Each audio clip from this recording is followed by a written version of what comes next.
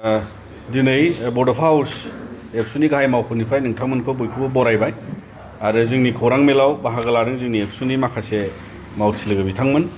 जोङो गुबैयै सिगाङावनो नोंथांमोननि गेजेरजों दाखालिसो जोबना थांनाय बिसायख'थिनि उनाव आसामाव दिनै गोदान सरखार जागोन। जोङो बिथांमोनखौ गासै देरहानानै सरखार दानो नागिरनाय आरो अपोजिसन थागोन जाय बिथांमोन 126सा एमएलए बिथांमोननिसिम जोङो गाहाम हामलायथि बावहरबाय जाहाथे आसामाव मोनसे गोग्गो दावगाथायजों लोगोसे गुबुन गुबुन जोंनि बायदिसिना समस्यानि सायाव समाधान लाबोयो बिनि सायाव जोङो खावलायहरगोन आरो बिनि माखासे जोङो दिनैहाय जाहाथे गोदान सरकारा जोंनि माखासे दुलाराय बर' फरायसा आफादा दिनै जों माखासे दाबि लाखिगोन बेखौबो मावफुंनानै होगोन होननानै जों मिजिंथियो। दा गुबै दिनैनि जोंनि खौरां मेल लिंनायनि जाहोना जोंनि दा सोलिफुनाय फरायसालिफ्रा जिहेतु दान मोनसे जालांबाय बिथांमोनहा एकाडेमिक सेसन बादियै क्लास जागायबाय आरो फरायसाफ्रा फरायगासिनो दङ। नाथाय दिनैसिमबो जोंनियाव जोंनि भारत संबिधानाव जों गुदि मोनथाय हिसाबै फान्डामेन्टेल राइट हिसाबै जोङो बिजाबफोरखौहाय थिग टाइमाव मोननांगौ आरो फरायसाफ्रा दासिमबो नाथाय बिजाबफोरखौ मोनजोबनो हायाखै। दा बिनि थाखाय जोङो सानो जे बेबादि किताब बा बिजाब मोनैनि थाखाय राइट टु एजुकेशना भायलेसन जागासिनो दङ आरो बेखौ लानानै जोङो दिनै नोंथांमोननि सिगाङाव फोरमायनो सानो जे गोबां जोङो दा नोंथांमोननो हरगोन कपिखौ माने क श्रेणीनिफ्राय जागायनानै 10 थाखोसिम जोंनियाव माने गुबुन गुबुन बिजाब फ्राय गासिबो बिजाबखौनो माने खम बेसि माने रोजासेनि बारा सोरबाया 3,000नि बारा जेरै माने जोङो नुयो जे जारिमिननि खोथा क्लास माने 9, 8आवबो 10आवबो माने बिसोर बिजाबखौबो माने दिनैनि दिनावहाय माने जोङो नुबाय जे सानखान्थिफ्राबो माने 4,377 गाहाम बिजाबानो गैया क्लास 9आव। थारमाने जोङो बुजिनो हायो जे बाहाय माने जारिमिनाबो 2,945 गैया। दा गोबां फरायसाफ्रानो बे बिजाबखौ मोनहैनो हायाखै आरो बेजों लोगोसे क्लास 10आवबो जों नुयो माने समाज बिगियानखौ लानानैबो बाहाय 1922 माने बे बिजाबा दाबो फरायसाफ्रा मोनाखै। बड' एमाइल आरो फ्राय गासिबो 1 थाखो क श्रेणीनिफ्राय 10 थाखोसिम गोबां माने बेबादि बिजाबनि रिक्वायरमेन्ट दासिमबो दङ। दा बेखायनो जोङो नोंथांमोननि गेजेरजों खावलायगोन आसाम सरकार आरो आसामनि जे school board of school education board जे दङ मानगोनां चेयारमेन बिथांनिसिम जों जोंनि लिरबिदांखौ हरगोन आरो बेबादि थाबैनो जोंनि बिजाबखौ मोनहोनो थाखाय जों खावलायगोन। आरो बेजों लोगोसे दिनैनि जोङो थांनाय बोसोरावबो जोङो हेंथा खालामबोदों जे इउनिफर्म राननाय इउनिफर्म मोनहोनायनि बेलायाव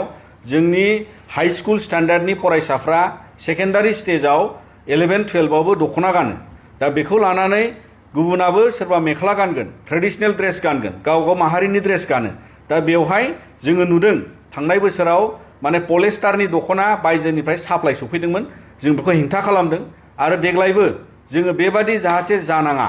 आसाम सरकारा बा एसएसएआ आसामनिया बेखौ जोथोन लानांगौ जे आसामावनो मोननाय दख'ना आसामावनो मोननाय मेख्लाफोरखौ होनांगौ जाहाथे बियो मोनसे गावनि हारिनि माहारिनि मान सन्माननि खोथा दङ। आरो बिनि थाखाय जोङो दिनै खावलायगोन जे आसाम सरकारा खुनु पद्दाय जोंनि दख'ना आरो मेख्लाफोरखौ असनमान खालामनाङा आरो एसएसएआबो बेखौ असनमान खालामनाङा जोंनि बे ड्रेसखौ गावनि नंगुबै ड्रेसखौ होनांगौ दख'नाखौ होनांगौ। आरो दख'नायाथ' GI टेग जानायनि उनाव बियो मोनसे बयजोंबो गनायजानाय मिथिसार जानाय बियो मोनसे बड' दख'ना हिसाबै मिथिजायो। दा बेखायनो इउनिफर्मखौ बेबायदि होनांगौ आरो एसामिसनि मेख्ला थायोबा मेख्लाखौबो होनांगौ। बबेबा स्कुलाव सुरिदार होयो सालवार होयो बेखौबो पलिस्टारनि गोबां जायगायाव होनानै जोङो थांनाय बारावबो प्रटेस्ट खालामदों हेंथा खालामदों आरो दाबो जोङो जाहाथे आसाम सरकारा स्कुल स्टेजाव एलिमेन्टारि लेभेलावबो शार्ट होनाय स्कार्ट होनाय बा पेन्ट शार्ट होनायाव जाहाथे फरायसाफोरखौ बेबादि खैफोदाव खोख्लैया। मानोना पलिस्टार बा खम बिबांनि खम बेसेननि बिथांमोना बेबादि जाहाथे जोंनियावहाय फरायसाफोरनो बेबादि ड्रेसखौ दैथाया जों खावलायगोन जाहाथे कटननि मोजां ड्रेस आरो नंगुबै दख'ना आरो नंगुबै मेख्लाफोरखौ जाहाथे हरो बेखौ जोङो खावलायो। आरो बेजों लोगोसे गुबुन गुबुन बिजाबजों लोगोसेयै दा फरायग्रा फरायसाफोरनि थाखाय लेखा लानायनि बेग गुबुन गुबुन आइजेंफोर हरनाय जायो फ्रियैनो जाहाथे बेखौबो थिग समाव हरो जाहाथे फरायसाफ्रा स्कुलाव थांनायाव जेबो उसुबिदा जाया बेखौबो जों खावलायबाय। दा बेजों लोगोसे जिहेतु गोदानै आसाम सरकारा फर्म जाबाय जासिगोन बिथांमोना बिबान लागोन। दा बिनि उनाव जों खावलायगोन जे आसामाव खालि जाना थानाय बर' मिडियामनि जे फोरोंगिरिनि मासि बा फोरोंगिरिनि पस्टआ जेराव जेराव खालि जानानै दङ बेखौ एलपिनिफ्राय पिजिसिम बा एलपि लेभेलनिफ्राय इउनिभार्सिटि लेभेलसिम बिथांमोना बेखौ जाहाथे फुरा खालामनानै होयो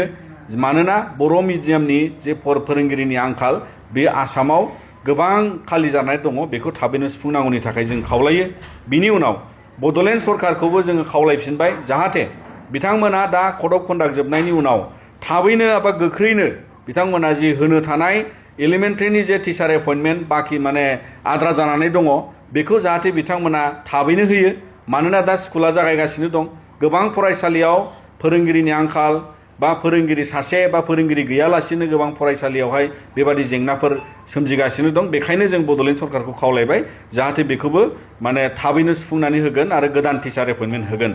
दा बेजों लोगोसे जों मिथिगौ जे दानि जुगाव आर्टिफिशियेल इन्टेलिजेन्स बा मेसिन लार्निंजों फरायसाफोरखौ दावगाहोनांगौ नाथाय जोंनि फरायसाफ्रा जुदि दासिमबो दान मोनसे जोबनायनि उनावबो जुदि बिजाबखौनो मोनाबा जाय बिजाबजों फाउन्डेसन बा जागायजेननायनि गियानखौ लानानै बिथांमोना एआई सोलोंनांगौ दं बिथांमोना मेसिन लार्निंआव हाबनांगौ दं दा बेबादि मोनसे सुजुग सुबिदाखौ दिनैबो जुदि आसामाव बा जोंनि देशआव जुदि बेबादि माने बिजाब गैयालासिनो स्कुलाव थानांगौब्ला फरायसाफोरखौ गावनि गुदि मोनथायनिफ्राय नासयनाय जायो आरो बेखायनो जों खावलायगोन जिहेतु आसामाव निउ एजुकेशन पलिसियाबो इमप्लिमेन्ट जाबाय दा बेफोरखौ जोथोन लानांगौनि थाखाय जोङो गोख्रैनो जाहाथे 10 दिननि उनाव आसामा 10 दिननि गेजेराव जाहाथे फरायसाफोरनो बिजाबखौ होजोबो आरो 10 दिननि उनाव जोङो दुलाराय बर' फरायसा आफादा जेखि जाया राहा जोङो हय लामायाव ओंखारनांगोन बा जों धरना होनांगोन आरो जोङो गोनां जायोबा जोङो हाइकर्टआव आरोबाव रिट पिटिशन होनो थाखाय जोङो फान्डामेन्टेल राइट्स जिहेतु भायलेसन जागोन बेखौ लानानै जोङो हाइकर्टआव थांगोन आरो बिनि अनगायै बेखायनो जोङो बुंदों 10 दिन मानोना 18 मेआ बर' बिजों सान बर' बिजों फरायनानै थिसनजानाया 63 बोसोर जासिगोन आरो बेखौ लानानै दिनै आसाम नाङै बर' मिडियामा गोदान मिडियाम नङा हिसाबै जोंनि बे मान सन्मान जोंनि सोलोंथाइनि दावगाथायाव जोंबो गुबुनजों फेर फाथिनो हानायनि बा बेबादि मेसिन लार्निं एआई लार्निंआव आरो फरायसाफ्रा डिजिटेल सिटिजेनशिपआव आगान होनाय समाव जाहाथे बिथांमोना गुन गोनां सोलोंथाइ लानो हायो आरो बे गुन गोनां सोलोंथाइखौ मोनहोनांगौनि थाखाय आसाम सरकारा बिबान दङ मानोना बेयो फान्डामेन्टेल राइट आरो बिथांमोननि बेयो जिहेतु मावनां हाबाफारि बेखौ लानानै बे जोंनि बर' मिडियामा 63 बोसोर जिथु सोलिगाबाय बेखौ लानानै जाहाथे जोंनि सायाव माने जिहेतु बिमा बाथुलनि जे मोनसे नोजोर बेखौ जाहाथे खालामा आरो बेजों लोगोसे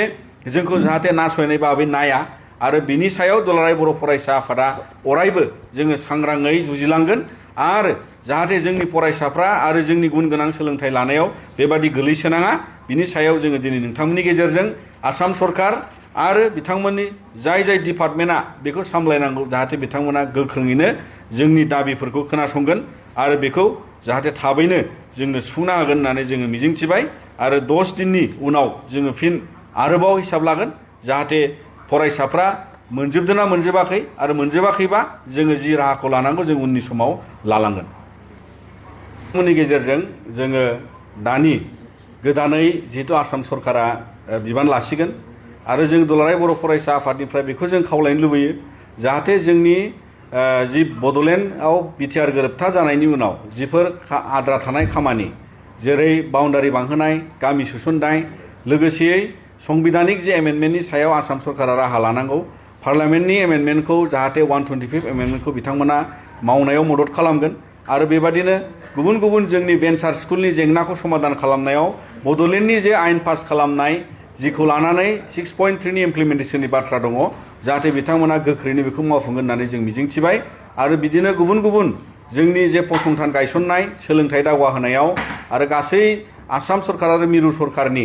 जे बिटिआर गोरोबथाखौ मावफुंनो गोनां आद्रा थानाय जाहाथे बिथांमोना बयबो जाहाथे बड'लेण्डनि आरो आसामनि गासै एमएलए मन्थ्रि जाय बिथांमोना बिबान मोनगोन जाहाथे गासैबो बर' माहारिनि आरो गुबुन गुबुन एनडिएफबिनि जाय बिथांमोननि केस उइथड्रलनि खोथा दङ आरो बायदि बेबादि माखासे जुजिनाय थासारि दंबावो आयेनिक भाबै जायखौ आसाम सरकारा मदद खालामनांगौ आरो जायनि सायाव जोंनि बड'लेण्डनि बा बड'नि जायफोर एमएलए मन्थ्रि मोनगोन बिथांमोना जाहाथे बेफोर बिथिङाव नोजोर बोनानै माहारिनि दावगानांगौनि थाखाय आरो जोंनि आसाम बा बड'लेण्डआ दावगानांगौनि थाखाय बेफोर समाधाननि लामाखौ बरनगोन जों नोंथांमोननि गेजेरजों दिनैहाय गोदानै बिबान मोनगोन बा आसाम सरकार दागोन बिथांमोनखौ जोङो खावलायहरो।